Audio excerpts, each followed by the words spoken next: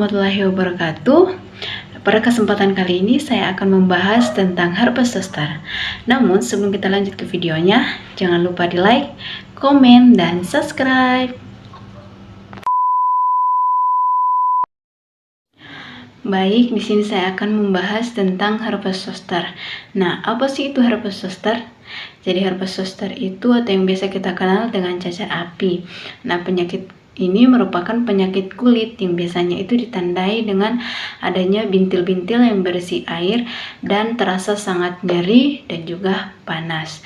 Nah, penyakit ini itu penyakit yang disebabkan oleh virus yang namanya virus varicella zoster.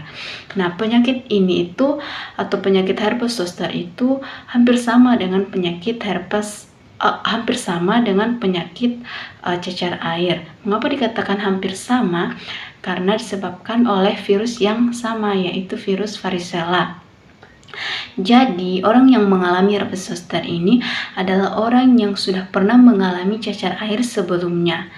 Nah, ketika kita sembuh dari penyakit tersebut, virus itu akan tetap ada dalam tubuh kita dan tetap hidup, akan tetapi tidak aktif. Nah, akan aktif kembali ketika kita mengalami kelemahan tubuh, maka virus-virus itu akan aktif kembali.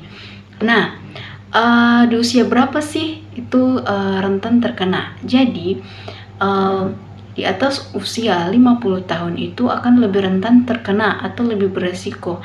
Mengapa dikatakan lebih beresiko? Karena di usia di atas 50 tahun itu sistem kekebalan dalam tubuh kita itu akan mulai menurun sehingga lebih mudah terkena penyakit tersebut, khususnya itu penyakit herpes zoster. Nah, tidak hanya ditemui di atas usia 50 tahun, tetapi ada juga ditemui di usia-usia muda, khususnya itu pada anak yang mengalami infeksi varicella lebih awal. Nah, ada beberapa faktor pemicu reaktivitas herpes zoster. Yang pertama itu usia. Mengapa dikatakan usia?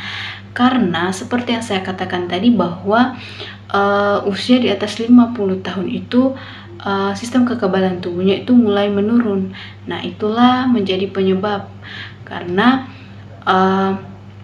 ketika sistem kekebalan dalam tubuh kita menurun, maka akan lebih mudah terkena virus.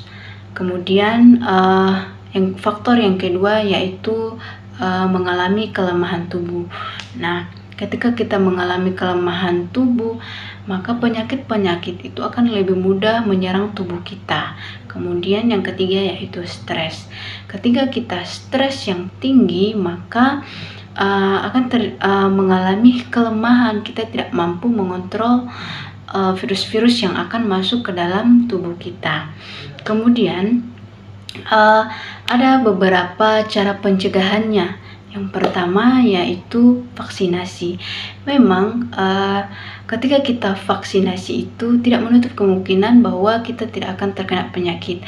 Akan tetapi ketika kita melakukan vaksinasi, maka ketika kita terkena penyakit itu proses penyembuhannya itu akan lebih cepat. Nah, itulah pentingnya kita melakukan vaksinasi. Kemudian yang kedua yaitu isolasi. Mengapa isolasi itu penting? Karena agar kita tidak menularkan penyakit tersebut ke orang lain. Kemudian jangan lupa memakai masker.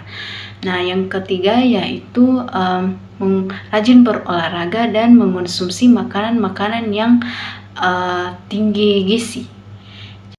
Nah, selanjutnya itu ciri-ciri herpes zoster.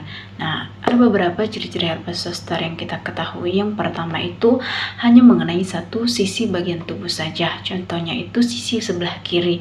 Jadi dia hanya mengenai di bagian sebelah kiri saja atau di bagian sisi tubuh sebelah kanan.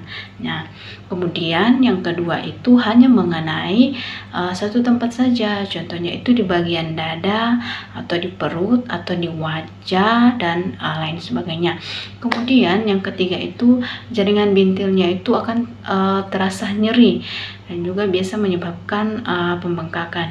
Kemudian yang keempat yaitu bintil-bintilnya itu lebih mudah pecah dan akan meninggalkan lesi di kulit. Jadi itulah beberapa ciri-ciri herpes zoster. Nah, mungkin itu saja yang bisa saya jelaskan mengenai penyakit herpes zoster. Jika ada kesalahan, mohon maaf. Sekian video dari saya. Terima kasih yang sudah menonton. Jangan lupa di like, komen, dan subscribe.